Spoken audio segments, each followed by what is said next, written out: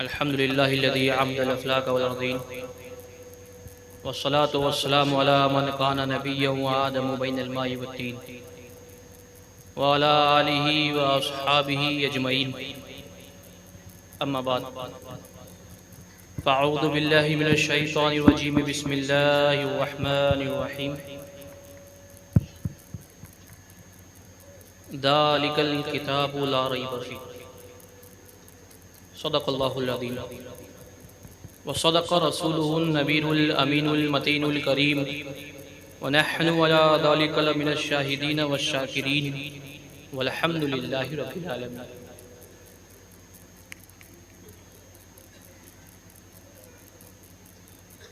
Stage पे जलवा अफरोज़ बरादरान सगीर सैयद पीर ज़ाहिद अशरफ साहब क़िबला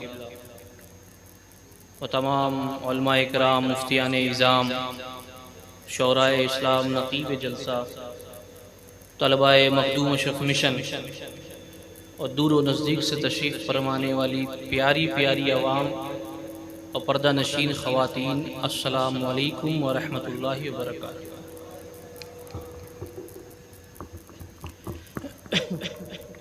आइए कुछ भी सुनने सुनाने से पहले हम और आप मिलकर बारगाहे बेकस पना हुजूर पुरनूर सरवरे आलम नूरे मुजस्सम अहमदी मुश्तबा मोहम्मद मुस्तफ़ा सल्लल्लाहु ताला अलैहि वसल्लम की बारगाह अक़दस में झूम झूम के हदीये दुरूद पाक का नज़राना पेश करें। पढ़िए बावाज़े बुलंद। आप लोग कुछ सुनना चाहेंगे? मिजाज है आप लोग का, मन है सुनने का?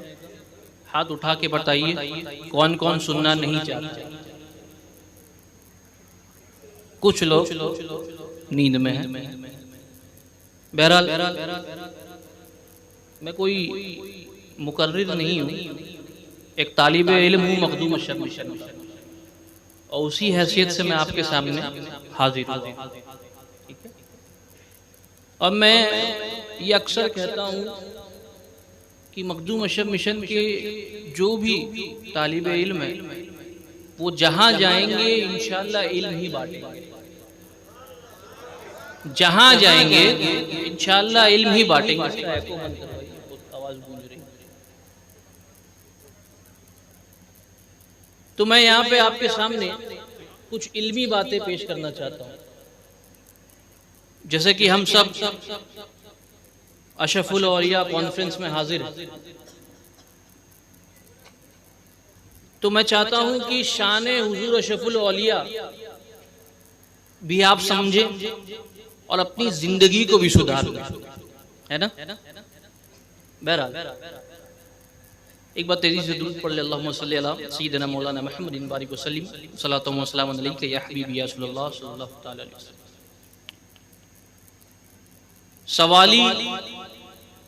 सवाली बन के आते हैं, सवाली बन के आते हैं और मुरादे लेके जाते हैं।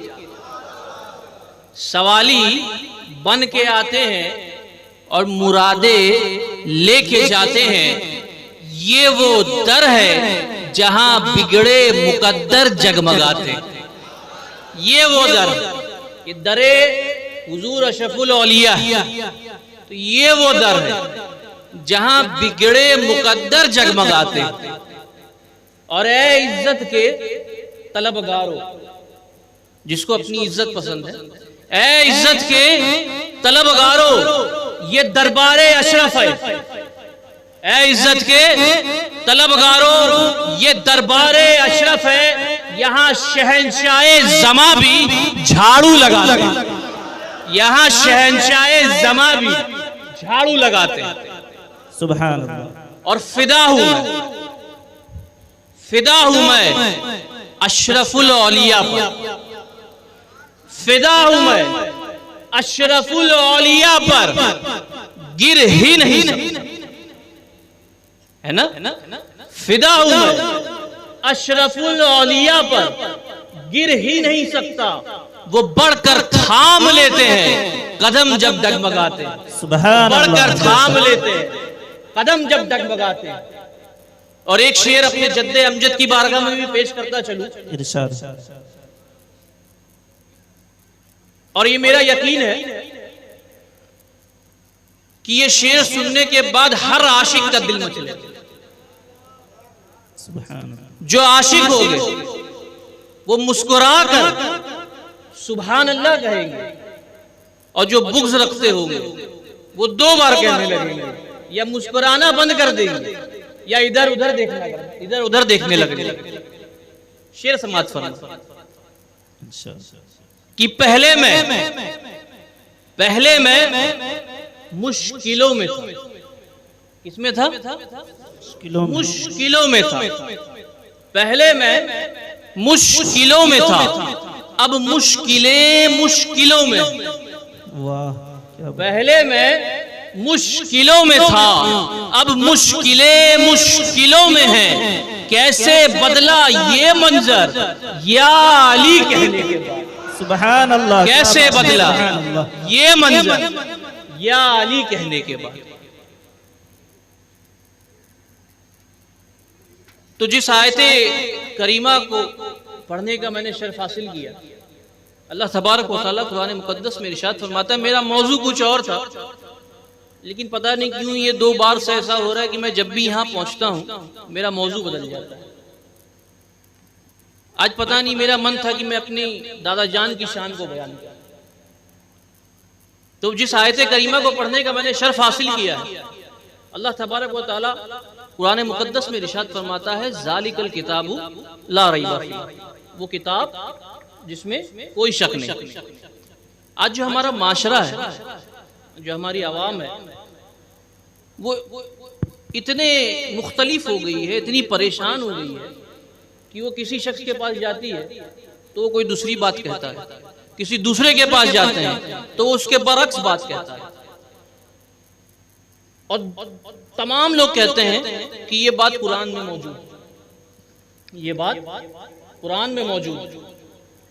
मिसाल के तौर पर कुरान की आयतों से ही मैं इंशाल्लाह बात करूंगा। मिसाल के तौर पर कुछ ऐसे नाम निहाद मुसलमान हैं जो कुरान का इस्तेमाल करते हैं कत्ल इंसानियत के लिए, वो भी कुरान को पेश करते हैं। अल्लाह तबारक व तआला कुरान मुकद्दस में इरशाद फरमाता है, उक़्तुलुल मुशरिकीन हैसु वजदतुमूहुम, यानी कत्ल इंसानियत के लिए कुरान का इस्तेमाल किया जा रहा है। और इसी के बरक्स एक दूसरा तबका और है जो अमन का प्रचार कर रहा है, इस्लाम का प्रचार कर रहा है, और वो भी कुरान का इस्तेमाल कर रहा है।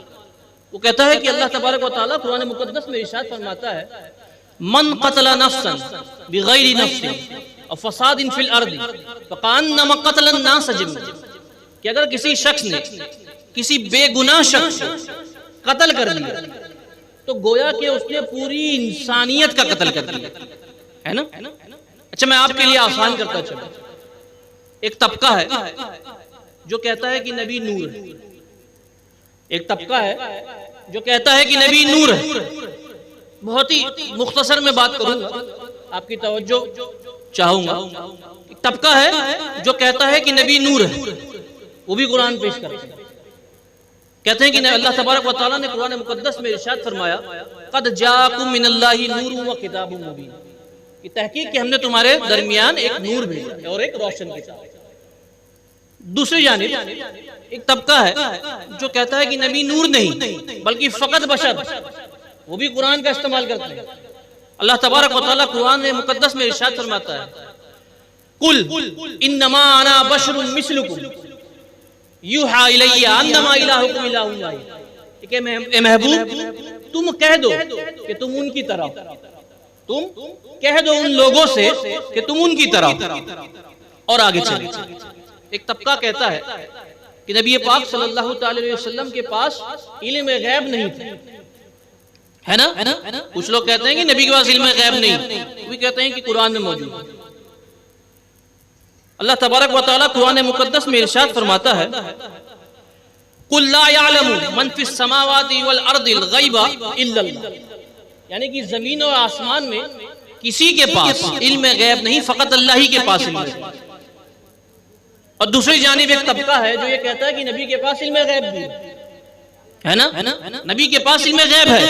वो भी अपनी बात को, अपनी दलील को कुरान मुकद्दस से पेश करते हैं कि अल्लाह तबारक व तआला कुरान मुकद्दस में इरशाद फरमाता है, आलिमुल गैबी फला युज़हिर अला गैबिही अहदन इल्ला मन इर्तदा मिर रसूल, कि इल्म गैब का जानने वाला अपने इल्म गैब में से किसी को इल्म गैब नहीं अता करता मगर अपने प्यारे रसूलों से जिसे चुन लेता है उसे इल्म गैब अता करता है।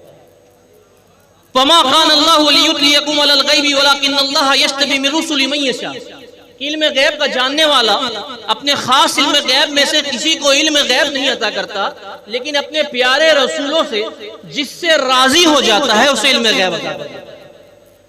वमा हुवा अलल गैबी बिदनीन वअल्लमका मा लम तकुन तअलम।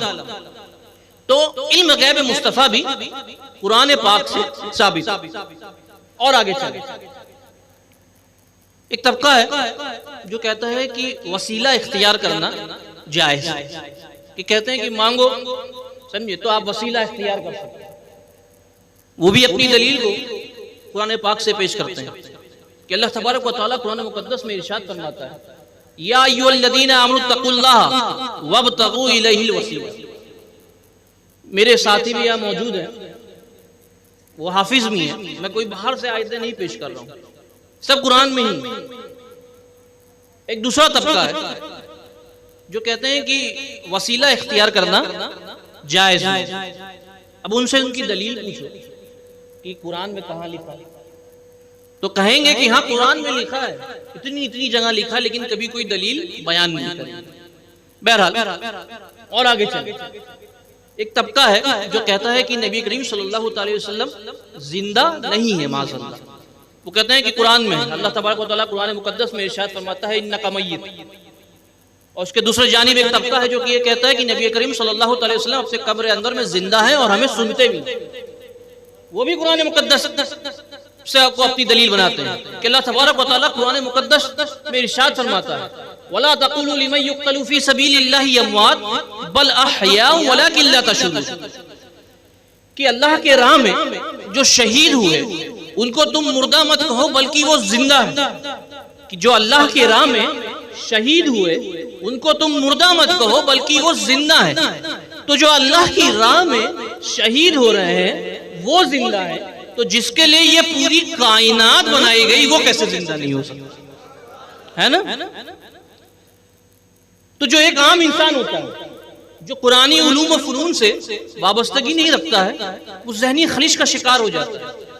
वो सोचता है कि अल्लाह तबारक व तआला तो कुरान मुकद्दस में इरशाद फरमाता है ज़ालिकल किताबु ला रैब फीह, कि इस किताब में तो कोई शक ही नहीं, लेकिन हमें तारुज़ नजर आ रहा है, झगड़ा नजर आ रहा है, एक आयत दूसरे आयत से टकराव कर रही है। Apparently, we see a lot of people saying that there is a lot of contradiction in the Holy Quran. One who recites the Holy Quran may be guided to the right path, but when we recite the Holy Quran, we see a lot of contradiction in the Holy Quran. कि जब कोई शख्स कुरान पाक की तिलावत करता है तो देखता है कि कुरान पाक की आयतें एक आयत दूसरे आयत से टकराव कर रही हैं, और कुरान की एक आयत है जो कहती है ज़ालिकल किताबु ला रैब फीह, ज़ालिकल किताबु ला रैब फीह, कि इस किताब में तो कोई शक ही नहीं, तो हम शक में मुब्तला क्यों हो रहे हैं। तो थोड़ा सा इल्मी गुफ्तगू, तालिब इल्म भी यहाँ मौजूद है, इस आयत पे थोड़ा सा गौर करें। अल्लाह तबारक व तआला कुरान मुकद्दस में इरशाद फरमाता है ज़ालिकल किताबु ला रैब फीह। तो ये जो ला है ये लाए नफी जिन्स का, रईबा इसका इसम है, फी ही जार मजरूर इसका मुतालिकुन साबितुन, इसमें हुआ ज़मीर ज़ुलहाल, और ये हुदन जो है ये हाल वाक़े होगा। यानी आपके लिए मैं आसान कर दूं, मिसाल के तौर पर नकीब जलसा मुदस्सिर अशरफी साहब इस जलसे में आए, इस हाल में मुदस्सिर अशरफी साहब इस जलसे में आए इस हाल में कि उन्होंने पीली रंग की सदरी पहनी, ठीक है, ये आप हाल बयान कर रहे हैं किसी का। जाहिद मियां इस जलसे में आए इस हाल में कि उन्होंने मटेला ब्राउन रंग का कुर्ता पहना, तो ये आप हाल बयान करें। तो इसी तरह जब आप इस आयत का तर्जुमा करेंगे कि नहीं है इसमें कोई शक इस हाल में कि ये हिदायत है मुत्तकीन के लिए, नहीं है इसमें कोई शक कि नहीं है इसमें कोई शक कि ये इस हाल में कि ये हिदायत है मुत्तकीन के लिए। इमाम नसफी फरमाते हैं कि मुत्तकीन से मुराद औलिया अल्लाह, तो क्यों फरमाते हैं मैं इंशाल्लाह आगे बयान करता हूं। तो शक ना होने की इल्लत क्या है कि औलिया अल्लाह को हिदायत दी। शक ना होने की दलील क्या है कि औलिया अल्लाह कुरान पाक को पढ़कर हिदायत हासिल करते हैं। अब ज़हन खलीश का शिकार हो जाता है। एक तबका है जो कह रहा है कि नबी नूर है, एक तबका है जो कह रहा है कि नबी नूर नहीं, एक तबका है जो कह रहा है कि नबी के पास इल्म गैब है, तो दूसरे जानिब एक तबका है जो कहता है कि नबी के पास इल्म गैब नहीं है। एक तबका है जो कि कहता है कि नबी पाक सल्लल्लाहु अलैहि वसल्लम हयात है, एक तबका है जो कि कहता है कि एक तबका नबी पाक सल्लल्लाहु अलैहि वसल्लम के हयात के मुनकिर है, तो एक तबका है जो कि कहता है कि वसीला इख्तियार करना भी जायज है, तो एक तबका है जो कि कहता है वसीला इख्तियार करना भी नाजायज है। जब इतने सारे टकराव होते हैं तो आदमी ज़हनी खलीश का शिकार हो जाता है। अब हम देखते हैं कि वहां भी उलमा है, यहां भी उलमा है, इस जमात में अहले सुन्नत वल जमात में भी उलमा है, उनकी जमातों में भी उलमा है, उनकी जमातों में भी बड़े बड़े मुदर्रिसीन, तो हमारी जमातों में भी बड़े बड़े मुदर्रिसीन है, उनकी जमातों में बड़े बड़े शेखुल हदीस है, तो हमारी जमातों में भी बड़े बड़े शेखुल हदीस है। अब पता कैसे चले कि हक पर कौन, बातिल कौन है, किसके आयत का तर्जुमा दुरुस्त है, किसके आयत का तर्जुमा दुरुस्त नहीं है। अल्लाह ने इसका भी इरशाद कुरान मुकद्दस में इरशाद फरमा दिया। अल्लाह तबारक व तआला सूरह बकरा में इरशाद फरमाता है युदिल्लु बिही कसीरन व यहदी बिही कसीरा, कि बेशतर लोग ऐसे हैं जो कुरान पढ़कर गुमराह हो जाते हैं, बेशतर लोग ऐसे हैं जो कुरान पढ़कर गुमराह हो जाते हैं, और बेशुमार लोग ऐसे हैं जो कुरान पढ़कर हिदायत के रास्तों में गामजन हो जाते हैं। तो अब वो लोग कौन है जो कुरान पढ़कर हिदायत के रास्तों में गामजन हो जाते हैं? अगर आप हद फासिल जानना चाहते हैं, हद इम्तियाज जानना चाहते हैं, डिस्टिंग्विशिंग फैक्टर जानना चाहते हैं कि हक पर कौन है, बातिल पर कौन है, तो ये मत देखना कि किस जमात ने कितने मौलवी तैयार किए, ये मत देखना कि किस जमात ने कितने मुदर्रिसीन तैयार किए, ये मत देखना कि किस जमात ने कितने मुहक्किकीन तैयार किए, ये मत देखना कि किस जमात ने कितने शेखुल हदीस तैयार किए, ये मत देखना कि किस जमात ने कितने मदारिस कायम किए, बल्कि ये देखना कि गौसे आजम दस्तगीर किस जमात के साथ है, बल्कि ये देखना कि ख्वाजा गरीब नवाज की जमात के साथ हैं, बल्कि ये देखना कि मखदूम अशरफ जहांगीर सिंधानी की जमात के साथ हैं, बल्कि ये देखना कि हम सब के पीरो मुर्शिद हुजूर अशरफुल औलिया किस जमात के साथ है। रब्बे काबा की कसम, उनकी सफों में तुम्हें एक वली नजर नहीं आएगा, एक सूफी नजर नहीं आएगा, ना कोई गौस, ना कोई ख्वाजा, ना कोई अब्दाल, अरे सारे के सारे औलिया अल्लाह अहले सुन्नत वल जमात ही में नजर आएगा, अहले सुन्नत वल जमात ही में नजर आएगी। अब अगर जहन खलीश का शिकार हो जाए कि कोई जुब्बा कुब्बा पहना हुआ शख्स आपके पास आ जाए और कहने लगे कि ऐसा नहीं ऐसा है, तो जान लेना कि उसका अकीदा क्या, जान लेना कि इसका अकीदा गौसे आजम के अकीदे से मिलता है कि नहीं मिलता, इसका अकीदा हुजूर अशरफुल औलिया से के अकीदे से मिलता है कि नहीं मिलता, है ना। अल्लाह तबारक व तआला कुरान मुकद्दस में इरशाद फरमाता है अला इन्ना औलिया अल्लाहि ला खौफुन अलैहिम वला हुम यहज़नून, कि खबरदार, होशियार, अल्लाह के वलियों को ना किसी चीज का खौफ है ना किसी चीज का गम।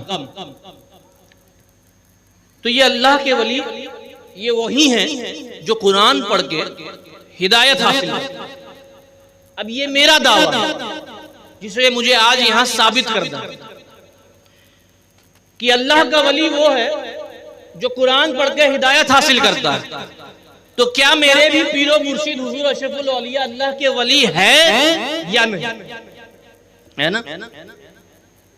ये मुझे साबित करना है और अल्हम्दुलिल्लाह फकीर इसको आयत से भी साबित करेगा और रिवायत से भी साबित करेगा। अल्लाह तबारक व तआला कुरान मुकद्दस में इरशाद फरमाता है, अला इन्ना औलिया अल्लाहि ला खौफुन अलैहिम वला हुम यहज़नून, कि खबरदार, होशियार, अल्लाह के वली को ना किसी चीज का खौफ है ना किसी चीज का गम।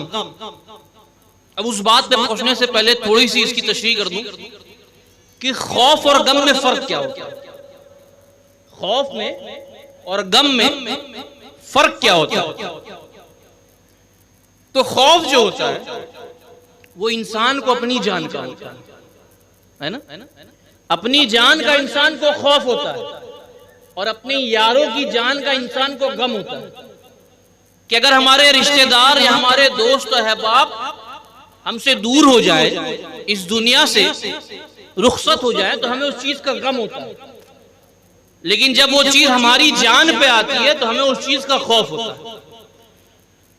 तो गोया कि आयत का तर्जुमा क्या होगा कि अल्लाह का वली वो है जिसे ना अपनी जान का खौफ है ना अपनी यारों की जान का खौफ है।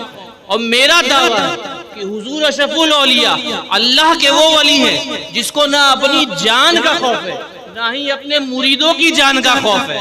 आप खुद भी जन्नत में जाएंगे और अपने मुरीदों को भी जन्नत में। सुबहान अल्लाह, सुबहान अल्लाह। लेकिन बात यह आती है कि ये कैसे साबित हो रहा है कि हुजूर अशरफुल औलिया अल्लाह के वली है ना? कुरान की आयत से और रिवायत से। तो ये आयत की जब हम तशरीह पढ़ेंगे, तशरीह से पहले एक वाकया मैं बयान कर दूं कि जब एकदम मुख्तसर कि हुजूर अशरफुल औलिया आप जब राजमहल की सरजमीन पे पहुंचे, कहां पहुंचे? राजमहल की सरजमीन पे पहुंचे तो वहां पे एक मुनाफिक, एक कुफार शख्स बैठा हुआ, लेकिन आपके चेहरे की हैबत से, आपके चेहरे के जलाल से और आपके ही चेहरे के जमाल से जब उसकी नजर आपके चेहरे पर पड़ती है तो वो खड़े होके भागता नहीं, वो खड़ा होता है, आपके पास आता है और आपका हाथ पकड़ के पढ़ने लगता है, ला इलाहा इल्लल्लाहु मुहम्मदुर रसूलुल्लाह सल्लल्लाहु अलैहि वसल्लम। तो जिसके चेहरे को देखकर जबान पे कलमा जारी हो जाए तो इस आयत की तशरीह आप गौर करें कि अल्लाह का वली वो है जिसे देखकर खुदा याद आ जाता है। तो जब सरजमीन राजमहल की सरजमीन पर हुजूर अशरफुल औलिया पहुंचते हैं और एक कुफार और मुशरिक आपके चेहरे की हैबत को देखकर उसके जबान पे अल्लाह का विर्द शुरू हो जाता है, अल्लाह का कलाम आ जाता है, कलाम तैयबा पढ़ने लग जाता है, तो इसमें कोई शक नहीं कि जिसके चेहरे को देखकर अल्लाह याद आ जाए वो अल्लाह का वली होता है। क्या बात है, सुबहान अल्लाह। तो इसमें कोई शक नहीं कि हुजूर अशरफुल औलिया अल्लाह के वली। ये तो बात हुई आयत से। अब आती है रिवायत, और रिवायत भी ऐसी नहीं है, हदीस कुदसिया मजबूत से मजबूत है कि जब कोई शख्स अल्लाह का महबूब हो जाता है, जब कोई शख्स अल्लाह का महबूब हो जाता है तो अल्लाह उसकी आंख हो जाता है जिससे वो देखता है, उसके कान हो जाता है जिससे वो सुनता है, उसकी जबान हो जाता है जिससे वो बोलता है। अब ये तीनों चीजों उसके हाथ हो जाता है जिससे वो पकड़ता है और उसके पैर हो जाता है जिससे वो चलता है। ये पांचों चीजों की तशरीह की जा सकती है, लेकिन मैं सिर्फ एक ही पे रुकता हूं, वलिसानहु लज़ी यतकल्लमु बिही, कि मैं उसकी जबान हो जाता हूं कि जिससे वो बोलता है। तो एक बार हुजूर अशरफुल औलिया हज के सफर पे जा रहे हैं। कहां जा रहे थे? हज के सफर पे। ये वो जमाना था जब लोग हवाई जहाज से नहीं जाते थे, पर पानी के जहाज से जाते थे। आप में से भी कुछ लोग ऐसे होंगे जिनको इस बारे में मालूम होगा या जो गए भी होंगे पानी के जहाज। तो जब पानी के जहाज से सफर किया जाता था वो सफर बड़ा लंबा होता था। वो हज का सफर ऐसा नहीं था कि आदमी जाता था और 10-12 दिन 15 दिन में वापिस आ जाता था, महीने महीने लग जाते थे। तो लोग अपना सामान, अपना पैसा, अच्छा खासा पैसा, कपड़ा सब बक्से में भर के लेके जाते थे। तो एक शख्स था, एकदम मुख्तसर में बयान कर रहा हूं, जब आप लोग जहाज में चढ़ते हैं तो उसका बक्सा पानी में गिर जाता है। अब सोचें कि जो हज पे जा रहा है, अभी हज शुरू ही हुआ है, सफर शुरू ही हुआ है, उसका पैसा, माल, टका सब गायब हो जाए, पानी में गिर जाए, डूब जाए, तो आगे अपना हज कैसे मुकम्मल करेगा? वो शख्स बड़ा परेशान होता है, हुजूर अशरफुल औलिया की बारगाह में आता है और अर्ज करता है, हुजूर अशरफुल औलिया, मेरा बक्सा पानी में गिर गया, अब मैं क्या करूं? हुजूर अशरफुल औलिया फरमाते हैं कि अरे तुम परेशान क्यों होते हो, तुम सब्र करो, वो तुम्हारे पास खुद आ जाएगा। सुभान अल्लाह। तुम सब्र करो, वो तुम्हारे पास खुद आ जाएगा। अब उसका भी अकीदा मजबूत था, उस शख्स का भी अकीदा बड़ा मजबूत था।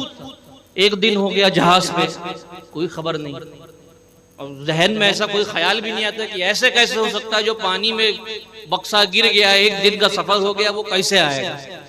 है ना? सोचने की बात है, हैरत की बात है। एक दिन गुजर गया, उसने सब्र का दामन पकड़ के बैठा था कि मेरे पीरो मुर्शिद ने कहा है, अल्लाह के वली ने कहा है, तो बेशक ये हक होगा। बैठा हुआ, एक दिन गुजर जाता है, 2 दिन गुजर जाता है, बक्से का कोई पता नहीं, हत्ता कि तीसरा दिन भी गुजर जाता है, बक्से का कोई पता नहीं। अचानक से वो कश्ती के किनारे खड़ा रहता है, वो समुंदर में दूर से एक चीज को तैरता हुआ देखता है।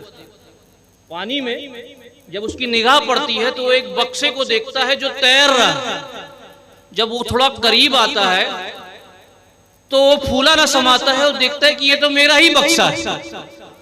वो फौरन पानी में कूद जाता है, वो फौरन पानी में कूद जाता है, अपने बक्से को उठाता है, जहाज में चढ़ता है, हुजूर अशरफुल औलिया के कदमों में आ जाता है कि हुजूर आपने कहा था कि तुम सब्र करो, वो तुम्हारे पास आ जाएगा। 3 दिन गुजर चुका था, मेरा सब्र का दामन टूट रहा था, लेकिन आज मेरा वो बक्सा मुझे नजर आया, मैं पानी में कूद गया और उस बक्से को अपने पास लेके आपके पास, आपकी बारगाह में हाजिर हुआ। हुजूर अशरफुल औलिया मुस्कुराते हैं, आप मुस्कुराते हैं और कहते हैं कि अरे मियां, मैंने कहा था कि सब्र करो, वो बक्सा तुम्हारे तक पहुंच जाएगा। तुमने जब उसे देखा था तो तुम्हें कूदने की भी जरूरत नहीं थी, वो खुद तुम्हारे पास चले आता।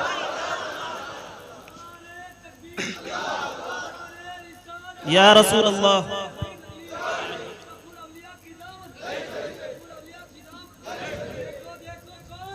सुन्नियों का शेर आया, सुन्नियों का शेर आया। वलिसानहुल लज़ी यतकल्लमु बिही, कि जब अल्लाह किसी को अपना महबूब कर लेता है, जब अल्लाह किसी को अपना महबूब कर लेता है तो वो उसकी जबान हो जाता है जिससे वो बोलता है।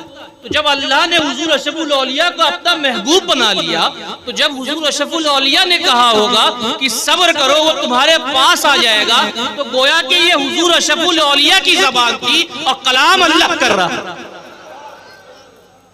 इसी तरह एक बात और बताता चलूं, अभी कुछ ही देर में हमारे आंखों के मरकज शहजादे हुजूर अशरफुल औलिया हुजूर ताजुल औलिया हाजिर होंगे।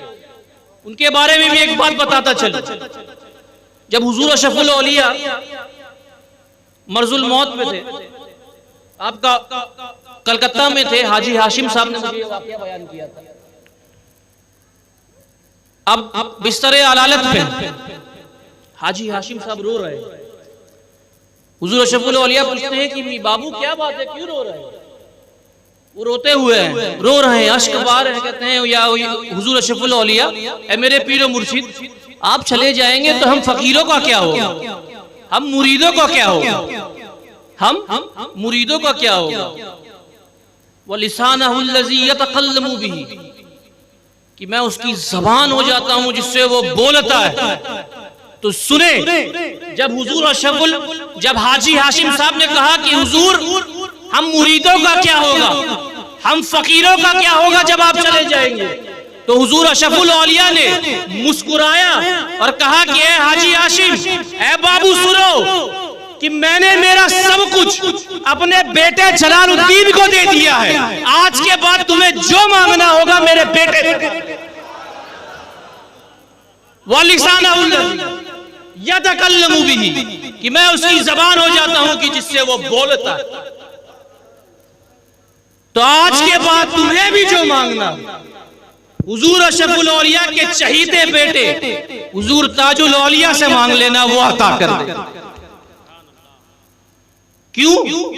क्योंकि ये तमाम के तमाम हुसैनी शहजादे, हुसैनी शहजादे। इमाम हुसैन की भी ज़ाते गिरामी कोई ऐसी वैसी ज़ाते गिरामी नहीं थी। आपका नस्ल देखें, इमाम जाफर सादिक किसके नस्ल से, गौसे आजम दस्तगीर किसके शहजादे, ख्वाजा मोइनुद्दीन चिश्ती किसके बेटे, मखदूम अशरफ जहांगीर सिमनानी किसकी औलाद है, हुजूर अशरफुल औलिया किसके शहजादे, हुजूर ताजुल औलिया किसके शहजादे हैं। आज जमाने को जो कुछ भी दिया है हुसैन के बेटों ने ही दिया है। यजीद तख्त बचाकर भी जमाने को कुछ ना दे सका, और हुसैन ने सर कटाकर भी जमाने को ईमान की बहारें अता कर दी। सुभान अल्लाह, नारे तकबीर, नारे रिसालत, फैजान मौला अली, फैजान मौला हुसैन। तो जान लो कि हुसैन भी सिर्फ फातिमा के बेटे का नाम नहीं है, हुसैन भी सिर्फ अली के जिगर के टुकड़े का नाम नहीं है, हुसैन कुर्रतो ऐने मुस्तफा नहीं है, बल्कि हुसैन तो तकमीले ज़िब्हे अजीम की बुनियाद है। अरे हुसैन ऐसा है कि जिसने गर्दन कटाकर पिछलों का भी हक अदा कर दिया और अगलों का भी हक अदा कर दिया। तभी तो हम आशिकाने हुसैन डंके की चोट पे ये कहते हैं कि शाह अस्त हुसैन, बादशाह अस्त हुसैन, दीन अस्त हुसैन, दीन पना अस्त हुसैन, सरदार नदाद दर दस्त यजीद, हक्का के बिनाए ला इलाहा अस्त हुसैन। तो हमें भी चाहिए कि जब हमारे हुसैन ने इतनी बड़ी कुर्बानी दी, बात को दम आखिरी पे ला रहा हूं कि आज हमारा जो माशरा है, जैसे मैंने इब्तिदा में भी बयान किया कि अपने अकीदे की हिफाजत कीजिए। आज यौम आशूरा के दिन हम ढोल बजा रहे हैं। एक बार सिर्फ जहन में ये ख्याल लाए कि अगर हमारे रिश्तेदार या हमारे वालिदैन या हमारे भाई बहन, मेरी बात हो सकता है बहुत लोग को बुरी लगी होगी, लेकिन हक है हमें डंके की चोट पे बोले, बुरा लगता है लगने दीजिए। अगर हमारे वालिदैन का इंतकाल हो जाए, हमारे भाई का इंतकाल हो जाए, हमारे रिश्तेदार का इंतकाल हो जाए, दोस्त का इंतकाल हो जाए, उस्ताद का इंतकाल हो जाए, तो क्या हम उस दिन ढोल ताशा बजाएंगे? ये बात गलत है ना, इससे बचना चाहिए। हाँ, तो बहुत जरूरी है कि हम अपने ईमान की हिफाजत करें, है ना, हम अपने ईमान की हिफाजत करें। हदीस में आता है याती अलन्नासी ज़मनुन यज्तमिऊना व युसल्लूना फिल मसाजिद व लैसा फीहिम मुमिन, कि लोगों पे एक ऐसा जमाना भी आएगा, एक जमाना ऐसा भी आएगा लोगों पे कि वो लोग मस्जिदों में जमा होकर नमाज अदा करेंगे, लोग मस्जिदों में जाकर बाजमात नमाज अदा करेंगे, लेकिन उनमें से कोई भी मोमिन नहीं हो, कोई भी मोमिन नहीं हो। तो मस्जिदों में जाकर नमाजें अदा करने से अगर कोई शख्स आबिद, तहज्जुद गुजार हो, शब जिंदादार हो, रोजेदार हो, जरूरी नहीं कि वो मोमिन हो, जरूरी नहीं कि उसके पास ईमान हो। तो ईमान वाले कौन हो, है ना?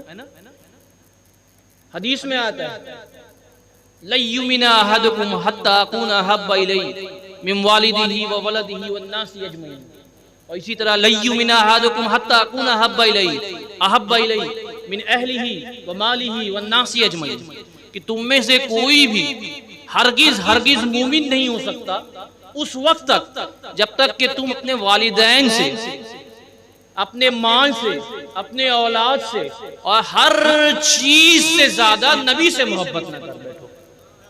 तो अपने दिल में चिराग इश्क मुस्तफा को जला लेने का नाम ईमान है।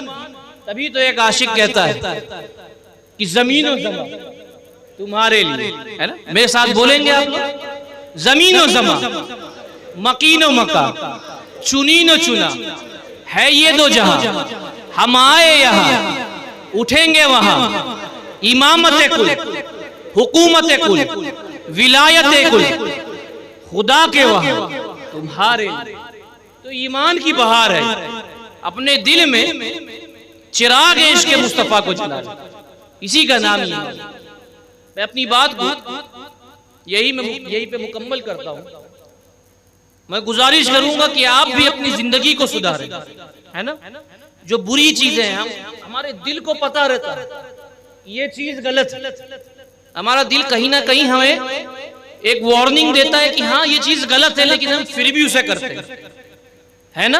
होता है ऐसा, हमको मालूम है कि ये जो हो रहा है ये गलत है, ये जो हो रहा है कि ये सही नहीं है, लेकिन हम ठीक है छोड़ो, जाने दो, हमको क्या है ना। तो अपनी जिंदगी को सुधारें, मेरी ये गुजारिश है आपसे। बहरहाल अपनी बात को मैं यहीं पे मुकम्मल करता हूँ। अगर मेरे कहने में किसी तरह की भी लग़्ज़िश हुई है, या हदीस के या कुरान की तिलावत में किसी तरह की भी लग़्ज़िश हुई है, तो मैं उससे तौबा करता हूँ।